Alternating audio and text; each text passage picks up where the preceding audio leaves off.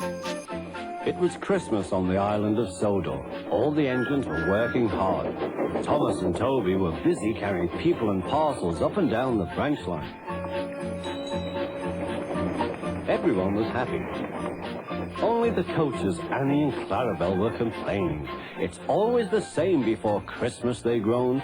We feel so full, we feel so full. Oh, come on, said Thomas. Where's your festive spirit? Christmas Day is almost here. By the side of the track was a lonely little cottage with a familiar figure waving to them. It's Mrs. Kindly, whistled Thomas. Peep, peep, Happy Christmas! Thomas always felt better for seeing her. Christmas just wouldn't be Christmas without Mrs. Kindly. When work was over, Thomas went to see the other engines. All their coats had been polished. "Huh," said Gordon, "just look at us. Your driver will have to work fast to get you as smart as us." "Never mind that," replied Thomas. "I've something important to say. Do you realize it's a whole year since Mrs. Kindly saved us from a nasty accident? You remember when she was ill in bed and—" "Yes, of course," interrupted Edward. "You told us how she waved her red dressing gown out of her window to warn you about a landslide ahead. And you and Toby gave her presents," Percy joined in, "and Sir Topham Hatt sent her to Bournemouth to get better." "But," said James and Henry together, "the rest of us have never thanked her properly." "Exactly," said Thomas. "So now I think we should all give her a special Christmas party." Everyone was getting very excited. The drivers felt sure that Sir Topham Hatt would agree, as indeed he did. The engines were all busy making plans when silence fell. Sir Topham Hatt had bad news. "The weather's changed badly. Mrs. Kindly is snowed up.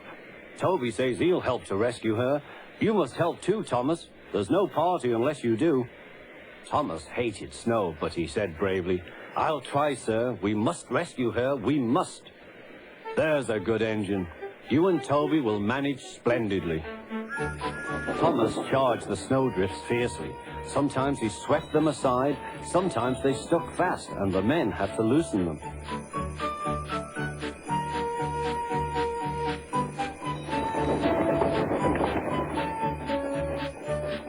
But at the cutting near the cottage, they could go no further. "Look at that!" exclaimed Thomas's fireman. "Peep, peep, peep! Here we are!" whistled Thomas. An answering wave came from an upstairs window. Then they heard a familiar sound. "That's Terence," said Thomas. "He's come to help too." Sure enough, Terence had a snowplow and was working hard to clear a path to the railway line in safety. At long last, the rescue was complete. Percy took the tired workmen home. Terence said goodbye to Mrs. Kindly and promised to take care of her cottage as he watched them all set off. The engines made good time. No more snow had fallen, but the yard was dark. Thomas's heart sank. Suddenly, all the lights went on. What a marvelous sight awaited Mrs. Kindly. "Well done," said Sir Topham Hatt. "I'm really proud of you all." Mrs. Kindly especially thanked the smaller engines. "Thomas and Toby are all friends," she said. "And now, Percy, you are my friend too." Percy was very pleased. "3 cheers for Mrs. Kindly," he called.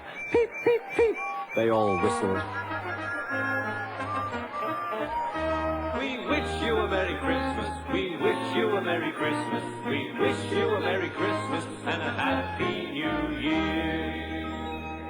Thomas the tank engine and his friends thought it was the best Christmas ever, and Mrs. Kindly could think of nowhere she would rather live than here with them on the island of Sodor.